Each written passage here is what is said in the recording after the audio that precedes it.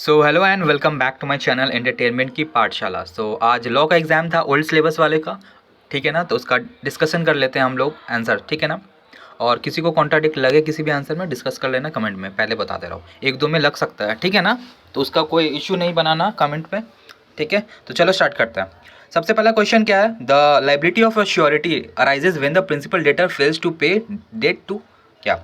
तो हम लोग कॉन्ट्रैक्ट ऑफ गारंटी में पढ़ते हैं ना, तीन तो पार्टी होता है, एक प्रिंसिपल डेटर होता है, एक श्योरिटी होता है, एक क्रेडिटर होता है, राइट। श्योरिटी जो गारंटी देता है, अगर श्योरिटी का लाइबिलिटी कब अराइज होगा, जब प्रिंसिपल डेटर पेमेंट नहीं करेगा क्रेडिटर को, तो क्रेडिटर आंसर है। क्रेडिटर का पैसा अगर मारोगे तो कौन, क्रेडिटर किसके पास जाएगा, गारंटर के पास जाएगा। गारंटर यहाँ पे श्योरिटी है, तो उसका लाइबिलिटी उसी वक्त अराइज होगा, ठीक है। तो 1 का भी होगा आंसर। और 2 नंबर कंस्ट्रक्टिव डिलीवरी होगा, ठीक है ना।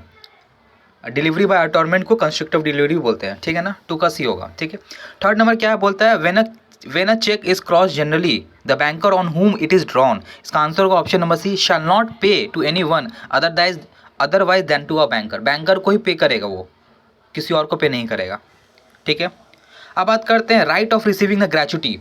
तुमको ग्रेचुटी मिलेगा, ये राइट, ग्रेचुटी मिलेगा, ये तुम्हारा कौन सा हक है, स्टैट्यूटरी राइट्स है, स्टैट्यूटरी, ठीक है ना। स्टैट्यूटरी तुमको राइट दिया है कि तुमको ग्रेचुटी मिलना चाहिए अगर तुम 5 साल से ज़्यादा काम करता है किसी भी ऑर्गेनाइजेशन में, ठीक है। तो स्टैट्यूटरी राइट्स है। तो एज पर ईएसआई, ठीक है ना, एज पर ईएसआई एक्ट कोई भी मेंबर ऑफ कॉर्पोरेशन हो या स्टैंडिंग कमेटी हो या फिर मेडिकल बेनिफिट काउंसिल हो, वो अपना मेंबर रिजाइन कर सकता है by giving a written notice, right. किसको देगा, सेंट्रल गवर्नमेंट को देगा। 5 का डी होगा आंसर, ठीक है ना।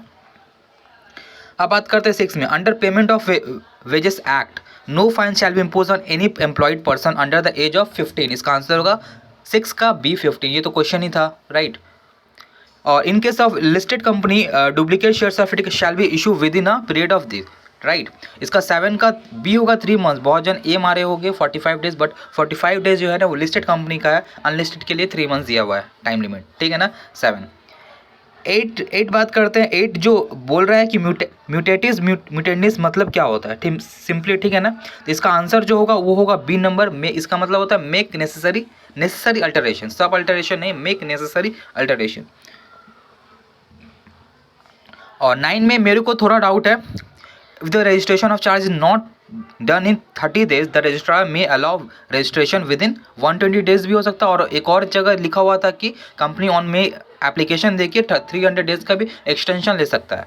तो इधर कुछ भी हो सकता है, बट मोस्ट प्रोबेबली 120 डेज भी होना चाहिए। कोई 300 मारा होगा तो भी पता नहीं, बट 120 डेज मुझे लग रहा है, ठीक है। एक में डाउट था मेरे को। चलो 10 का बात करते हैं। 10 का तो सिंपली स्टेट अवे एथिक्स के चैप्टर से था, ठीक है ना, कि a proper foundation of ethics require standard of value, ठीक है ना। कहीं कहीं इंस्टीट्यूट के एमसीक्यू से ही दे रहा है क्वेश्चंस, कहीं कहीं पे आपको 20 लाइन से भी उठा के एमसीक्यू दे रहा है, ठीक है। मैच द कॉलम तो बड़ा ही ईजी था, सबसे ईजी हमको मैच द कॉलम ही लगा। सबसे पहले बोला एजेंट्स लाइन, ठीक है ना, एजेंट्स लाइन। ये कहाँ, ऑप्शन देख के तो तुमको पता चलेगा ये एजेंट वाला कब पढ़े थे हम लोग, कॉन्ट्रैक्ट एक्ट में पढ़े थे। कॉन्ट्रैक्ट एक्ट एक ही चीज़ है, ई नंबर। क्रेचेस, ठीक है, क्रेचेस समझ में आ रहा है, फैक्ट्रीज एक्ट में था क्रेचेस, ठीक है ना। तो 2 का ए होगा, ठीक है। Creches welfare measure taken in factory.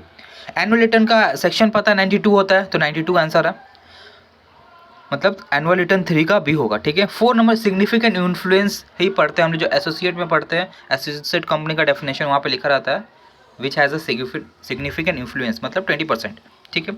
और 5 नंबर INC 11 हम लोग को इनकॉर्पोरेशन मिलता है, तो ये बहुत ही ईजी था। 5 का डी होगा, सर्टिफिकेट ऑफ इनकॉर्पोरेशन। अब बात करते हैं हम लोग, बात करते हैं true and false. A promise in return for promise means cross promise. इसका आंसर होगा फॉल्स। 2 नंबर बात करते, the buyer is not to reject goods when there is a breach of warranty by the seller, right. ये एकदम true है, क्योंकि अगर breach of warranty होता है बायर सिर्फ क्लेम कर सकता है डैमेजेस, वो कॉन्ट्रैक्ट को रेपुडिएट नहीं कर सकता। ब्रीच ऑफ अगर कंडीशन होता देन वो कर सकता था, ब्रीच ऑफ वारंटी हुआ है तो वो अगर कुछ गुड्स खराब निकला तो वो क्लेम कर लो डैमेजेस, पूरा तुम कॉन्ट्रैक्ट ही खत्म कर दो, रिजेक्ट कर दो कि हम नहीं लेंगे, तो वो नहीं चलेगा, ठीक है। 3 नंबर क्या बोलो, आउटगोइंग पार्टनर में carrier business use the form name नहीं, तुम फॉर्म जैसा सेम बिजनेस कर लो, कंपटीशन में बिजनेस चला लो, लेकिन तुम फॉर्म का नाम यूज़ नहीं कर सकते हो, ठीक है ना। तो ये फॉल्स होगा। 4th नंबर क्या है, the company shall have a freedom to specify lock in periods of for issue pursuant to the exercise such option, ये तो पूरा हेडलाइन में लिखा हुआ था कंपनीज एक्ट में ही, तो ये पूरा ट्रू है, कंपनी के पास ही राइट है to specify the lock in period. ठीक है, वो अपना नोटिस में भी देता है कि लॉक इन पीरियड कितना होगा, कंपनी के पास ही आके, कोई स्टैट्यूटरी प्रोविजंस में नहीं लिखा है कि इतना ही होना चाहिए। ठीक है, अब बात करते हैं 5 number straight away business ethics से क्वेश्चन। बिजनेस एथिक्स से स्ट्रेट अवे आता है कि जो लाइन लिखा हुआ है जो ट्रू फॉल्स में वो पूरा ट्रू ही है, पूरा पूरी बिजनेस एथिक्स का लाइन है। ठीक है, तो ये ट्रू होगा। ठीक है ना, किसी में डाउट हुआ तो बता देना कमेंट में। ठीक है ना, 90% से ज़्यादा राइट होता है सब कुछ। अब बात करते हैं fill in the blanks. Fill in the blanks almost सभी राइट है, सभी राइट है, सभी राइट है। अब बात करते हैं सबसे पहला क्वेश्चन क्या था, substitution of a contract in place of existing contract, इसको बोलते हैं नोवेशन। ठीक है ना, नोवेशन। अगर कोई अच्छा से कॉन्ट्रैक्ट एक्ट में क्वेश्चन एक क्वेश्चन पढ़ के गया होगा, ये discharge of mode of discharge of contract, तो इसमें भी एक नोवेशन आता था। नोवेशन अगर पढ़ा होगा डेफिनेशन तो आराम से मार दिया होगा, नहीं तो किसी के दिमाग में नहीं आएगा नोवेशन होता है। नोवेशन ऐसा नाम है ना कि अब सुना सुना नहीं लगा, कोई डेफिनेशन पढ़ा है तभी वो मार पाएगा। ठीक है, नोवेशन होगा इसका आंसर। अ कंपनी में issue dash in any foreign currency, इसका आंसर होगा डिपोजिटरी रिसिप्ट, डिपोजिटरी रिसिप्ट। ठीक है, फिर आता 3 number, no company shall issue any debenture carry any voting rights, voting right वाला डिबेंचर इशू कर ही नहीं सकता। फिर आता 4 number, the term of the member of the medical council shall भी, इसका आंसर होगा 4 years। और फाइनली जो लास्ट क्वेश्चन है, the ethical operation of a company is directly related to profitability in both long term and short term. ठीक है, सारा answer right है। किसी एक में हम बोल दिया कि एमसीक्यू में एक में आपको डाउट लगेगा, मुझे भी एक डाउट है।